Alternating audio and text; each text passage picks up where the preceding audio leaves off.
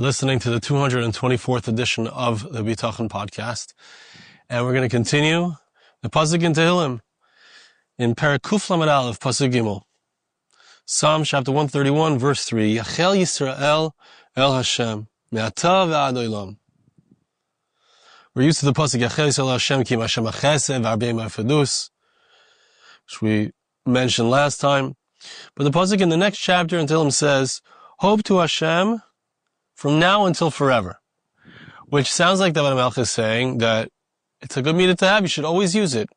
But we're going to see that there's a certain connotation here that's going on of, even if it doesn't work out the way you want, even if I don't get what I'm hoping for, keep hoping. We're going to see what that looks like and what that means. He brings first the Yalkut Shemaini, Kavoy ki visi Hashem, pasuk says in tehillim, Perek Mem, pasuk Beis, I hoped, double language, I hoped to Hashem. I hoped a hope to Hashem. Vayet elai ve'yishma shavosi.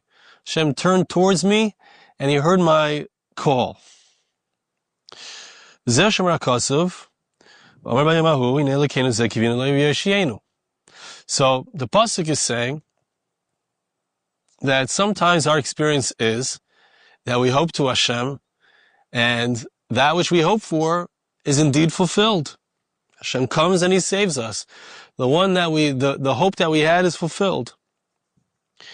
Ein biyad Yisrael, ela shikavu shigolem HaKadosh Baruch Hu b'schar kavod ki visi Hashem, says the Yalkut, that Am Yisrael, by hoping, we're going to see what it means hoping, but by hoping to Hashem, tikva means I have hope.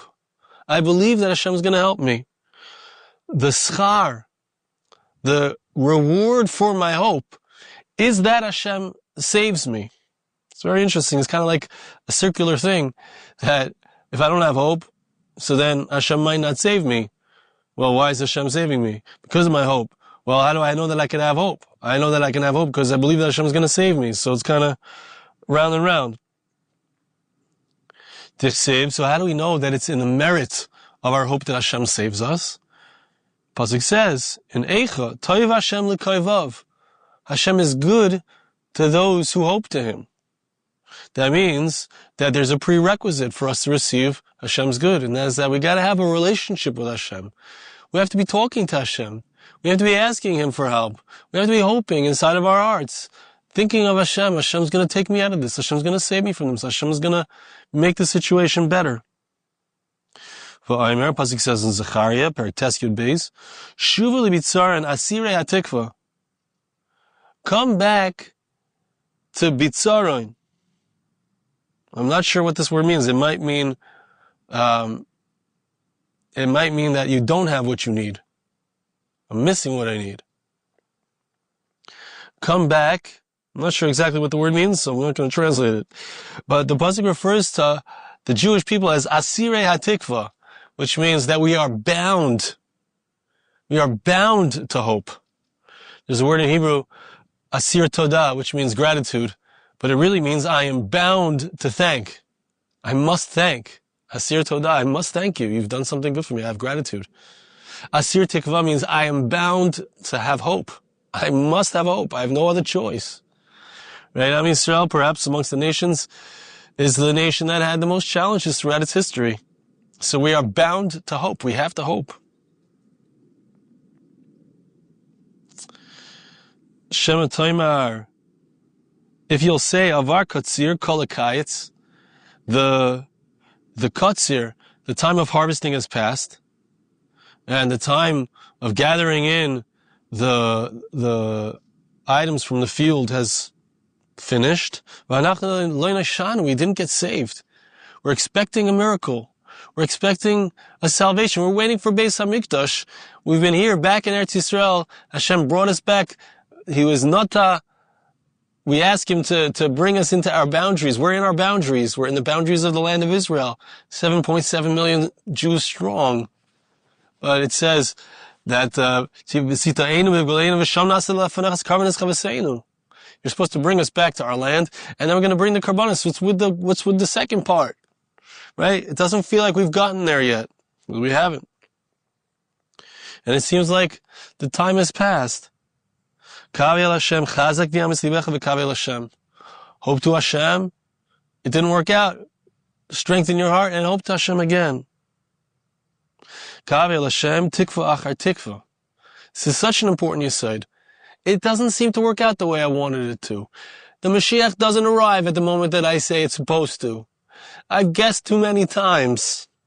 My personal salvation didn't per se arrive when I thought it would. Don't give up. Hope to Hashem again. Chazak v'yamis libecha im kivisim v'lo nashatim kavu v'shuv v'kavu. If you hope to Hashem and it didn't seem like your salvation came, hope to Him again and hope to Him again. From Tomer ad Mosai Nekavel. How long am I supposed to hope? I've been waiting for 2,000 years, right? The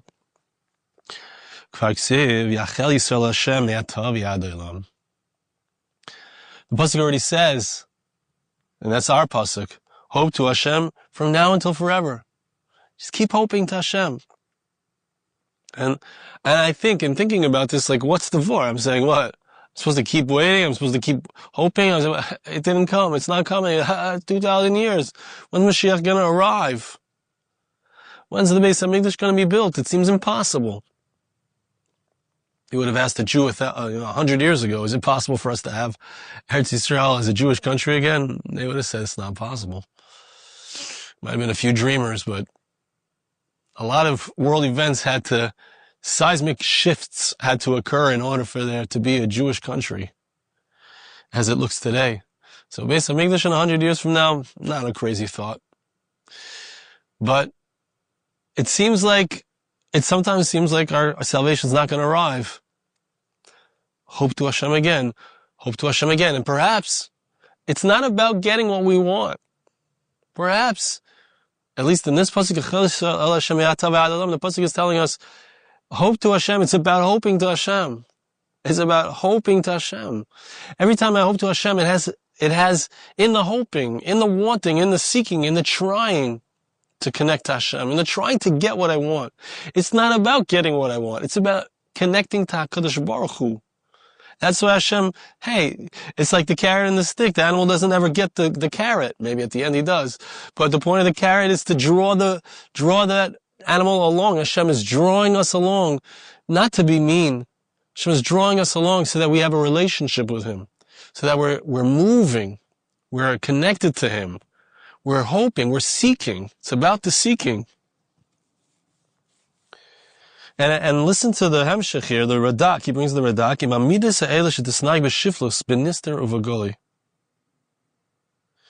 When we, what's the idea? What does it mean? I want something and I keep hoping to Hashem and I get frustrated. I didn't get what I wanted, right? So what's the deal? But the deal is that each time I say I want something and then I don't get it, but I still hope to Hashem. What I'm really saying is, Hashem, whatever you want, as you wish. Hashem, whatever you want, you know what's best for me. So if this is not it yet, it's not the time yet, or maybe I'm never supposed to get it. There's a shiftless that comes out of that. There's a submission, or really a surrender.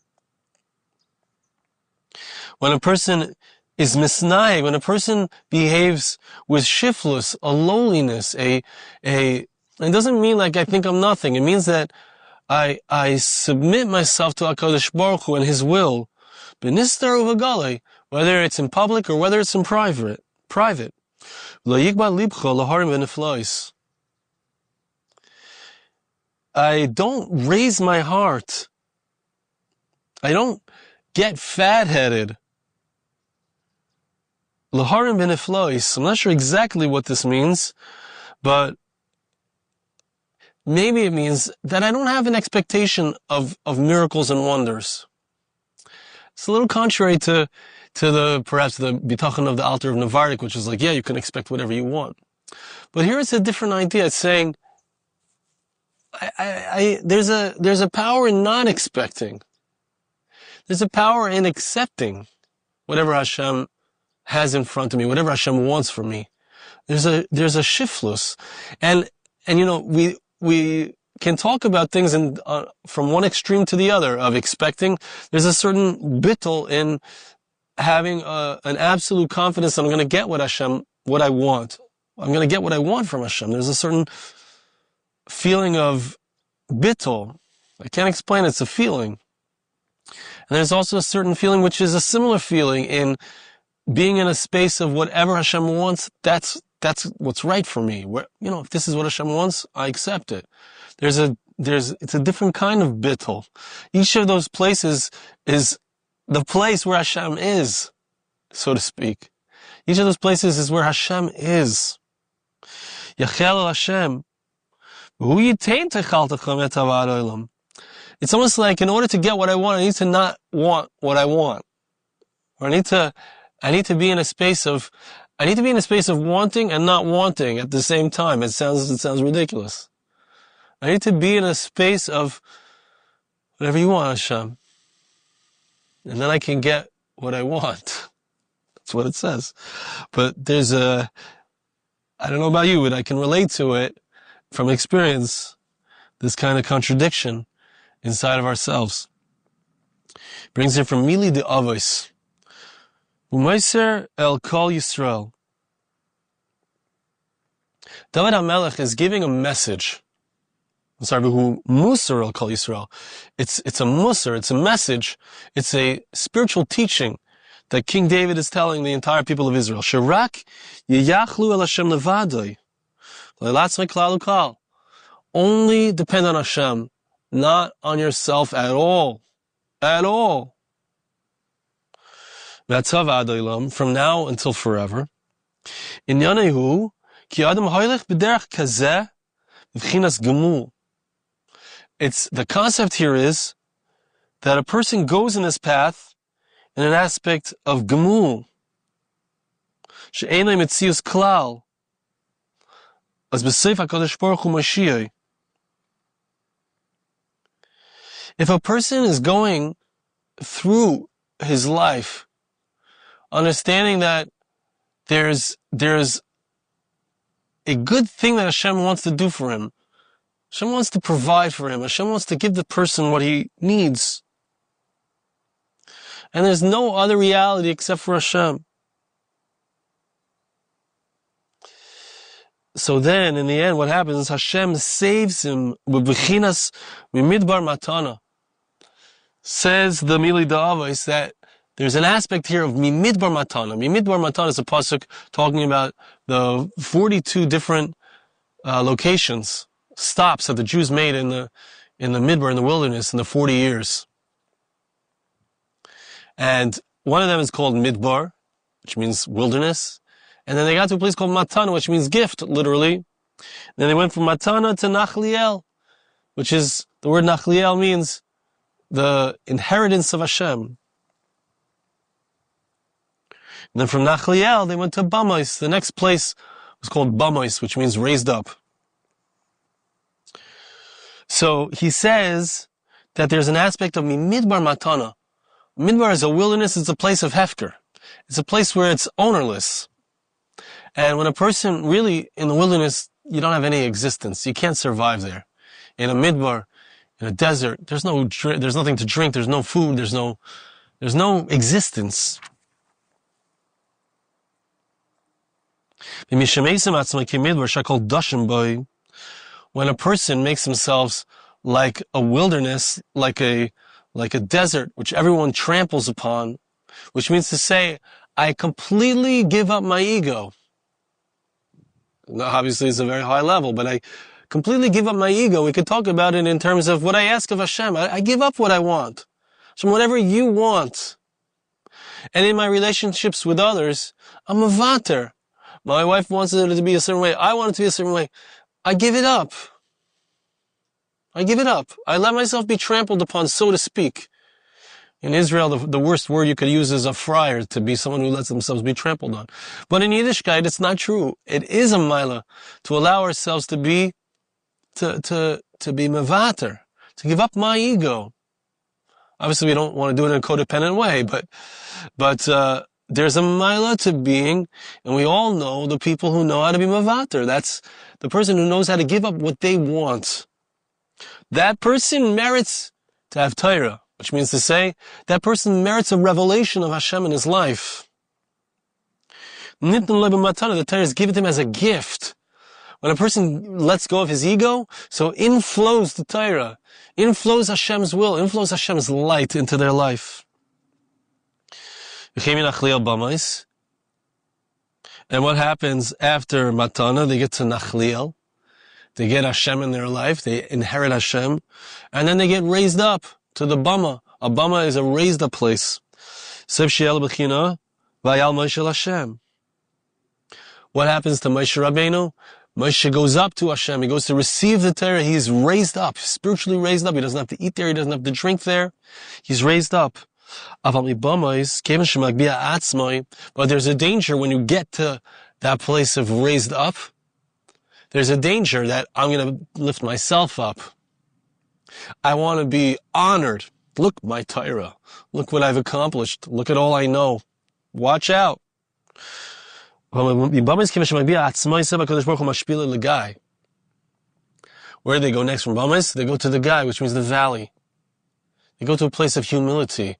If I raise myself up, if I try to get high, and that's a natural thing, when I have a revelation from HaKadosh Baruch Hu, when Hashem comes into my life, it lifts me up. I feel good. I feel like, wow, it feels amazing. Went from feeling lowly to feeling this incredible power of Hashem inside of me. So there's a danger of me trying to grab that power. So I have to go back down. I have to go back into a place. This is what a relationship with Hashem looks like. I have to go back into that space of humility. Back into the valley. Hashem lowers me to the valley. V'zeu yachel Yisrael el Hashem. This is what it means, yachel Yisrael Hashem. What does it mean, hope to Hashem? That means, don't think that you can do it. Don't think that it's in your power. Don't think that you can accomplish, wow, look what I did.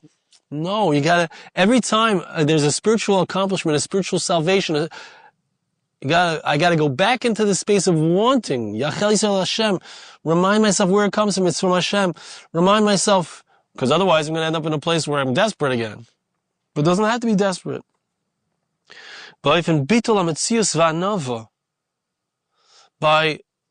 nullifying my reality, by being in a place of humility, then so this is a powerful method to be in a space of connectedness to HaKadosh Baruch Hu always. Forever. Like the passuk says. I gotta keep going in and out of this. In and out. It's gonna happen. I'm gonna go into anava, into humility, into hoping and knowing it's Hashem who can do it. I'm gonna get to salvation. I'm gonna be lifted up. Wow. I gotta go back into that space of anava, back into that space of humility, back into that recognition that it's Hashem. Round and round. Brings it from the Sforno. Kigmul alei imoi.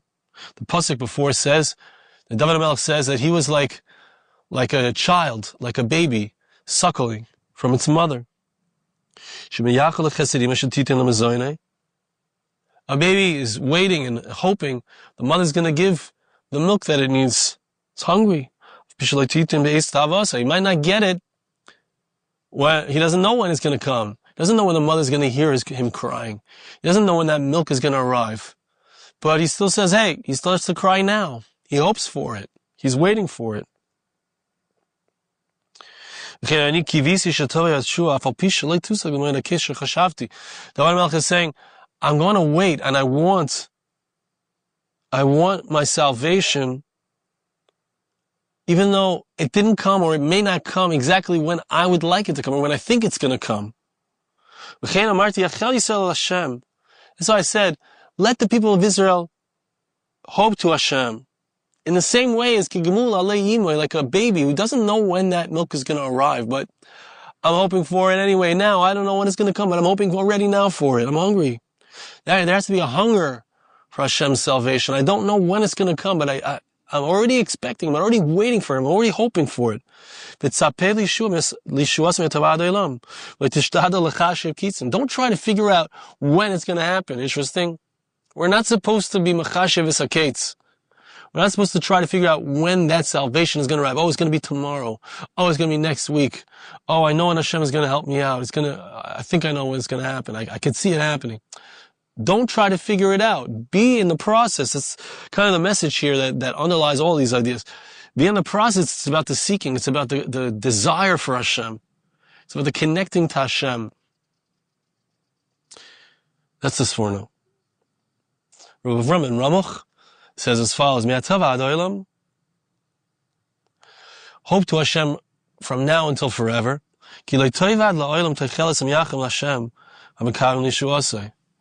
Because the hope of those who hope to Hashem will not be lost. And those who hope for His salvation, there's something about hoping to Hashem that I don't have to ever give up. I won't ever give up. It's a rule. Keep hoping. You gotta keep hoping. Don't give up. Don't give it up. It's about the seeking. Again, that's what it sounds like to me. Bring some of the Sefer Harikar. Because of the great power, the great advantage of hope, David was exhorting the people to constantly hope to Hashem without stopping. That's what he said. Hope to Hashem from now until forever. Don't stop. It's so important to just be in a state of hoping. It's connectedness. When you're hoping, you're connected to HaKadosh Baruch Hu. It's not about getting what you want. It's about wanting it and asking Hashem for it. You might get what you want. It's not about that. It's about Hashem being connected to Him. It's about the seeking. Last idea, Amaspik Lo Yidei Hashem, he brings the Maspik,